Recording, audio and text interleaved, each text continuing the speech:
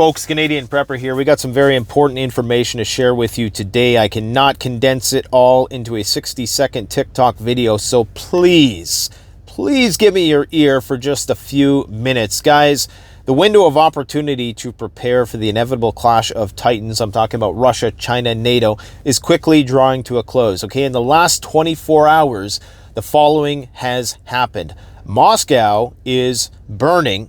We have more attacks on the power grid.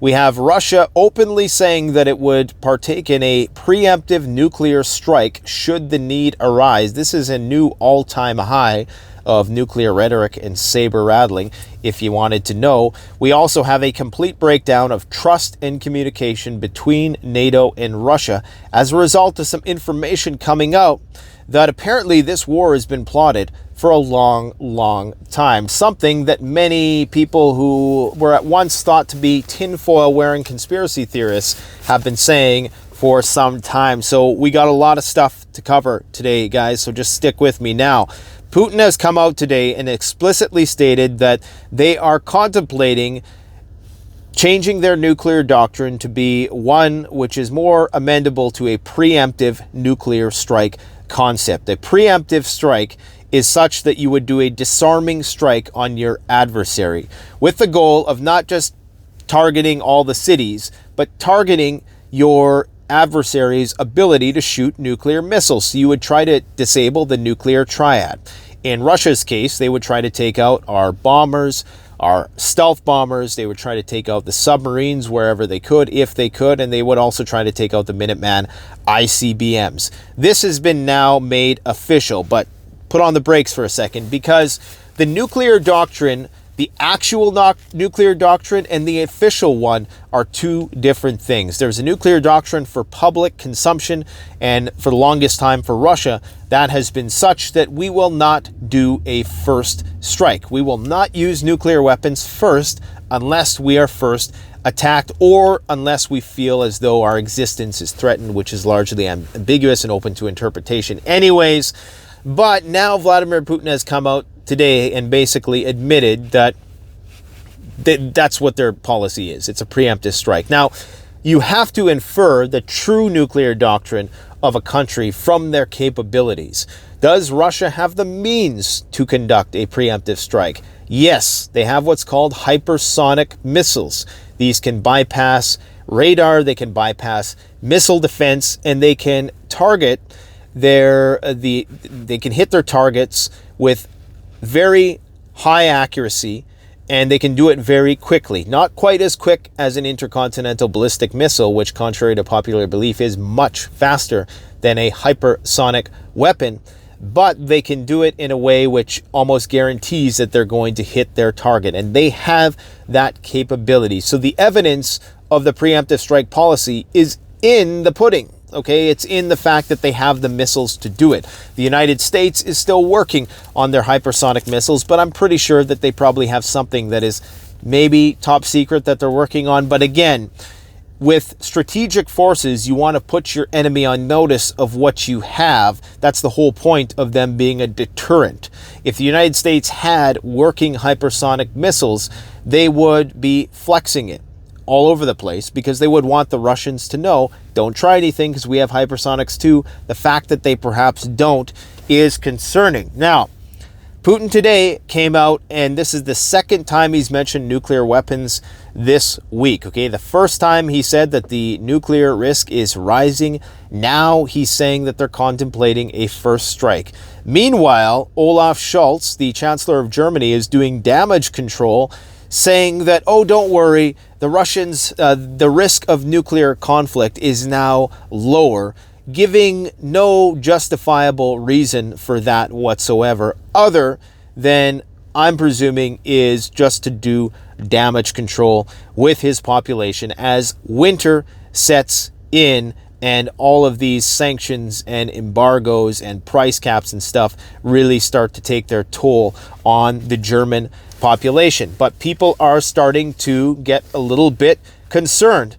Why? Well, here's the reason why. There's been a complete breakdown of trust and communication as a result of some stuff that has come out just in the last 24 hours. Okay, Angela Merkel, who was chancellor during 2015 2014, 2015, when this stuff all started in the Donbass between Ukraine, Russia, not started, but, really started to get hot. She admitted that the Minsk agreement that they agreed to with Russia back then was just a stalling tactic. Okay, and this Merkel was somebody who everybody thought that Putin could confide in and trust. They had, to the best of their capability for the time, relationship which was mostly amicable, okay, as far as it could be anyways. But this proves that not only did she know war was coming, but that she was just trying to buy time, okay? And this is corroborated by Ukraine's former president, Poroshenko, who publicly admitted that they deliberately lied about the Misc agreements to buy time to arm up, because Merkel admits that had the Russians invaded Ukraine in 2014, they would have steamrolled them, that Ukraine's army and their fortifications just were not up to snuff. And Putin has responded. He has said, trust is already almost at zero, but after such negative statements, how can we possibly negotiate? Can we make any agreements with anybody? There are no longer any guarantees. In addition to this, Lukashenko, the Belarusian president, has come out with some claims. He says that he's going to be making information public that indicates that NATO has been preparing for this war for some time. He goes so far to say that had the uprising in Belarus back in 2020, with the guys in the masks putting all the women in the vans who are protesting, he's saying that NATO's plan was that if that color revolution of sorts succeeded, then they would have unleashed a war on Russia. Okay, so this is huge if it's true. Now, it's coming from Lukashenko, so you got to take it with a grain of salt, but it seems to map on with this Merkel business. How was NATO planning to wage this war against Russia? All you need to know right now is that this means that Russia and NATO are never going to trust one another ever again. Any agreement will always just be seen as a way to buy more time. Guys, I have been saying this since day one. Now, in addition to this, get a load of this. A Russian analyst has revealed that U.S. and British involvement in the attacks against Russian bases. Now, regardless of whether or not we think this true, the fact that the Russians think it's true is what's most concerning here, especially on the same day that Putin has come out and said that he'd be willing to conduct a preemptive strike. You have, just in the past week, seen the Russian nuclear triad targeted. Russia now openly commit to changing its nuclear doctrine, and people are going to say, well, he didn't officially commit. If he's hinting at it, you have to take it as a commitment. Anytime the Russians give you a little hint, that's the plan, okay?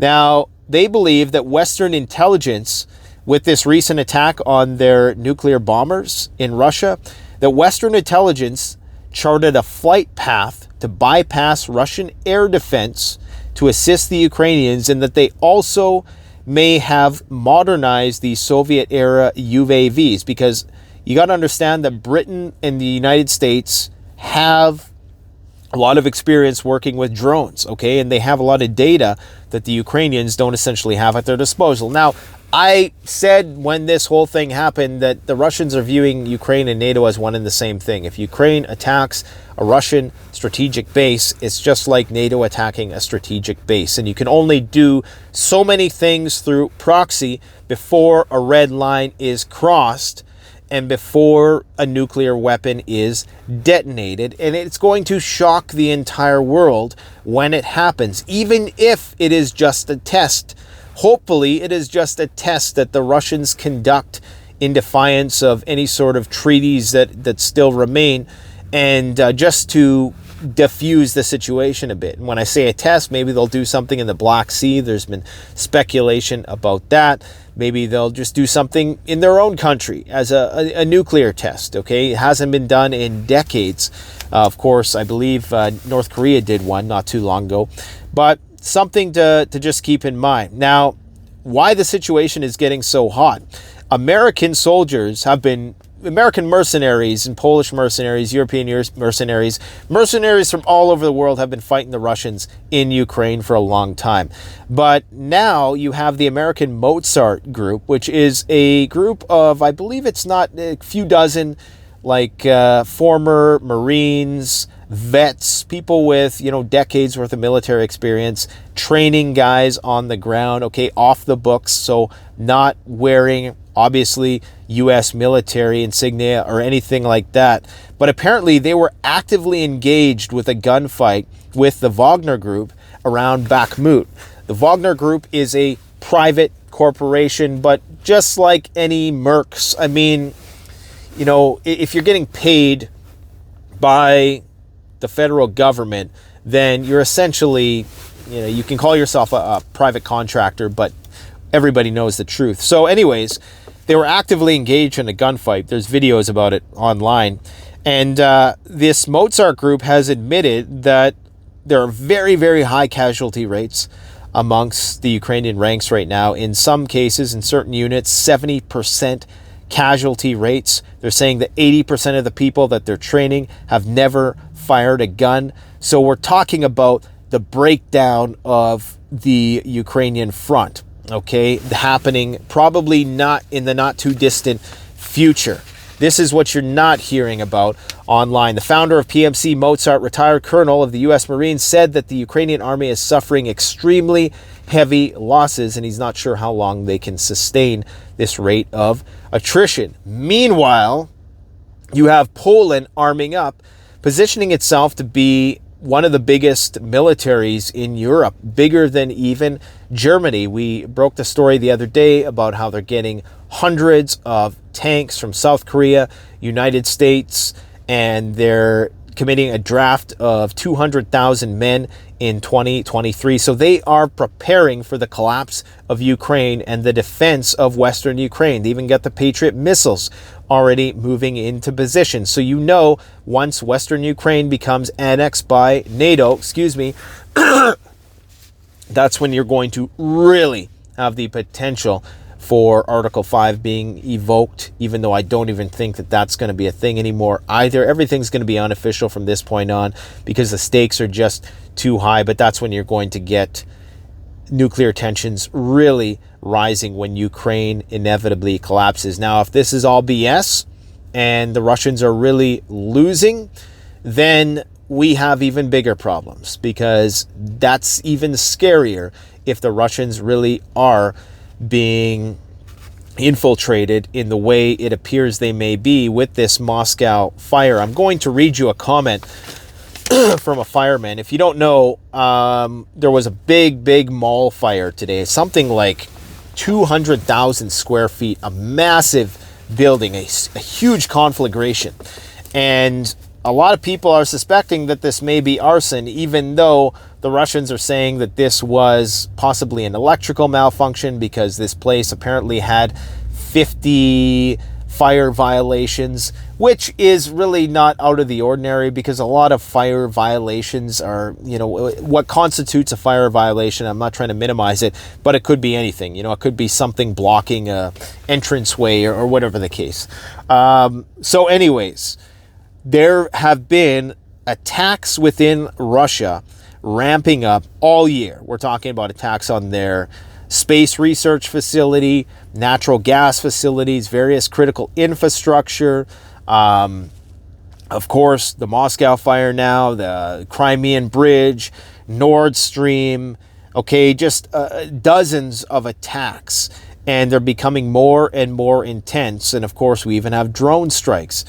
So this is very concerning in light of the fact that we're also starting to see the same thing at home with these attacks on the power grid. Now, the FBI, they're making all these connections to right-wing groups, and the evidence they have to support that is tenuous at best, and it's typically coming from the fact that, yes, this has been something which has been practiced by those groups in the past, but the only evidence I've seen is that they're pulling some social media posts from people who are openly right-wing and who are condoning these power grid attacks. And are these real people? Are these Russian trolls? You never really know. Regardless, the attacks on the grid are starting to ramp up. Anyways, I want to read you this take on this Moscow fire, because Moscow is saying that this was possibly an electrical fire. This is a huge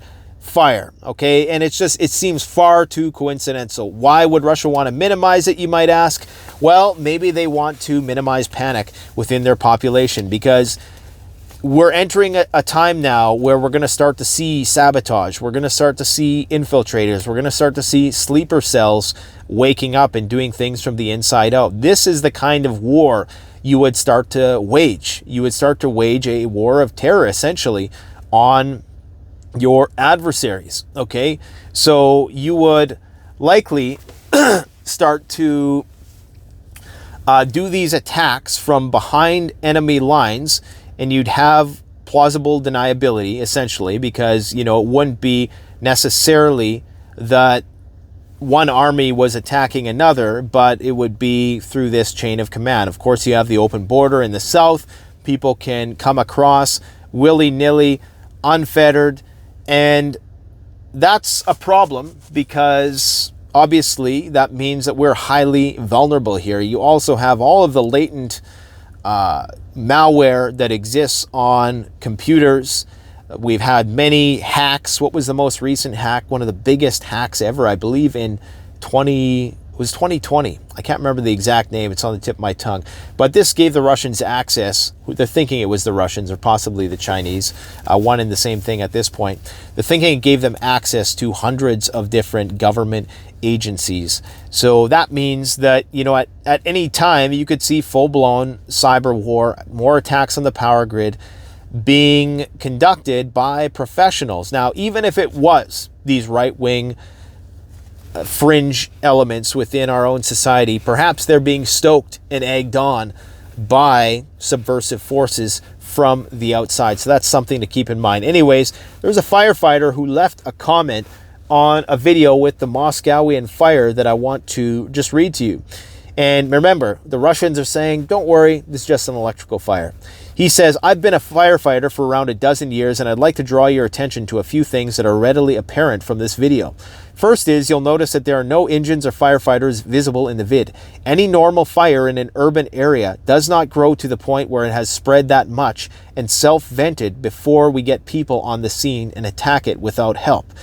Probably some of the anti-Russia bros are going to say, well, that's just a sign of, Russian incompetency. Whatever. I'm not saying that. I'm just saying I said it for you, okay? Second is, once a fire is self-vented like this, you generally don't get smoke from explosions, meaning that there was something in there that created those pops. Malls don't generally contain the requisite chemicals to create large, low-speed explosions like that. It also seems like firefighters may have caught wind that there was something in there and held way back. Given the energy released in those explosions, it would have been a good call. Third point is the timing of the explosions. One does not need to have timed or remote control explosives to create this kind of event, as the fire spread can do this for you. Plus, given the apparent equal spacing between the events shown, makes me think something was planted. Conclusion, giving my training and experience, I would be asking for law, as this fire is as suspicious as hell, he says. So it's looking as though the war in Russia is heating up, and they're going to continue to minimize it until it becomes instrumental towards the ends of rallying more troops. All this talk about we're not going to mobilize more troops and stuff, the opposite is true. In terms of inflation, we're going to go back maybe a little bit more and talk a little bit more about Russia stuff, but I just want to, so I don't forget this. Inflation numbers came in a little hotter than expected. We're still seeing moderate disinflation. However, that is largely due, they are saying, the experts, they are saying that that's largely due to artificial factors, i.e. release of petroleum from the strategic oil reserve, China's potential reopening after being suppressed for so long, the natural gas declines in price due to Europe being fully topped off. All of these things end soon. Biden can only release oil for a certain period of time. China is going to reopen soon, regardless of the consequences. That means that they're going to start consuming a lot more oil. We also have the oil price cap going into place, and we have natural gas starting to be depleted as the Arctic is sending a nice blast of cold air into Europe this week. There was a big Arctic storm recently. You know, it's funny. It's not funny, but right now the Arctic is actually seeing record high temperatures, and that's because all of that Arctic air that's trapped up there, guys, because the jet stream is broken, it's now being pushed down towards the equator. Okay, so that means that you're getting record high temperatures in the Arctic, and all that cool Arctic air that typically is contained because of the heat differential between the equator and the Arctic, which is breaking down, is now pouring in. So this is kind of the paradox of the climate thing, is that you are going to have these bursts of extremely cold air, these polar vortices or whatever you want to call them, that come down, and it's going to seem like it's very cold, but the reality up north in the Arctic, where the ice is nearing a record low, is that it's actually warming up in the Arctic, and that's why this whole... Anyways, I'm not even going to bother explaining it because it's not worth creating controversy in the comment section over. We have attacks, multiple attacks on the grid in the United States. Right now, I can find reports of up to 8 different attacks on Northwest power grid infrastructure. 2 of those attacks are reported to be similar to the attacks recently in North Carolina. According to an FBI memo, we are aware of recent threats on power systems across the country, and we take these threats extremely seriously. We are monitoring our infrastructure and confirm we have had 2 incidents occur in late November at different substations. Both incidents are under investigation by the FBI. In the memo, it describes in recent attacks, criminal actors bypass security by cutting the fence links, lighting nearby fires, shooting equipment from a distance, and throwing objects over the fence and onto equipment. So there were 4 other Northwest power companies that reported 6 more attacks. So obviously, as I said a couple days ago, you're likely going to see copycat attacks because people are going to now... This is the problem with mainstream media reporting on something like this, is you kind of expose the vulnerabilities and the weaknesses. But the Russians and our adversaries have known about these things for the longest time.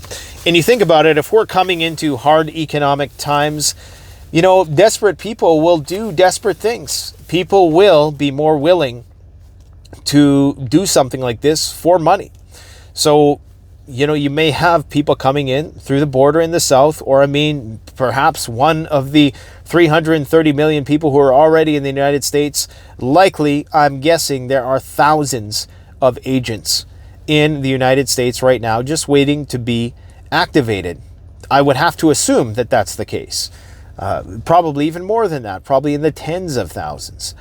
So, yeah, we're at a critical time right now where we're going to see these attacks on critical infrastructure ramp up. And the nuclear rhetoric that was issued by Vladimir Putin this week is a warning to people that, and also the breakdown of trust between, because that signals that this war ain't going anywhere and it's not going to be resolved anytime soon. All the while we have the war drums beating between the United States and China on the Taiwan Strait. So, my friends, all I can say is keep on prepping. And there was this very lengthy write-up by Newsweek, which really tries to pin this whole thing on these far-right groups with no evidence. I mean, we're talking about a 12-page article that has no evidence to suggest that these attacks are being carried out by right-wing groups. I'm not saying they aren't, okay? They may well be.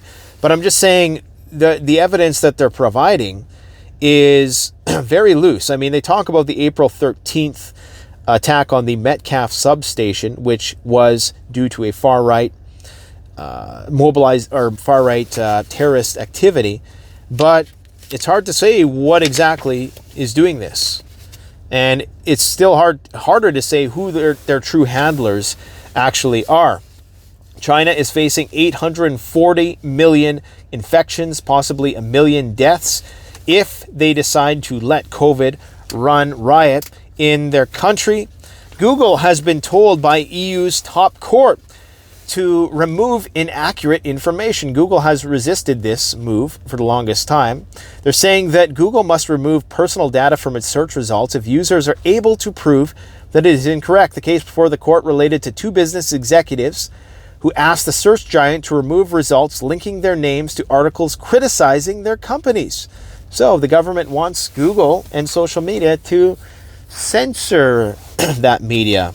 What a surprise. Nothing surprises us anymore, does it? Okay, I think that's all I got for you. Oh yeah, it's a record year for coal exports and coal mining. So for all those people who are jumping up and down saying, yay, we're no longer dependent on Russian natural gas. Now we're dependent on liquid natural gas, something that takes way more energy, is like 3 times as expensive right now, probably going to be even more expensive in the future, and is far less environmentally friendly. Congratulations! Brainless masses, you've done it once again. And there's a leak in the Keystone oil pipeline. That could have potentially have been some sort of terrorist activity. Anyways, guys, all I can say is keep on prepping. The window for you to do so is rapidly coming to a close. And I expect that 2023 is going to be a hellish year on the financial circuit. So just if you got any disposable income, make sure you got your food, your water, your shelter, your means of self-defense, and maybe throw a little bit into precious metals, because that ain't going anywhere.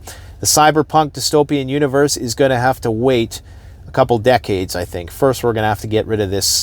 First, we're going to have to, finish the nuclear war business before we go cyberpunk, before we go Judge Dredd style. All right, guys, let me know what you think in the comment section below. Stay safe. Thanks for watching. Canadian Prepper out.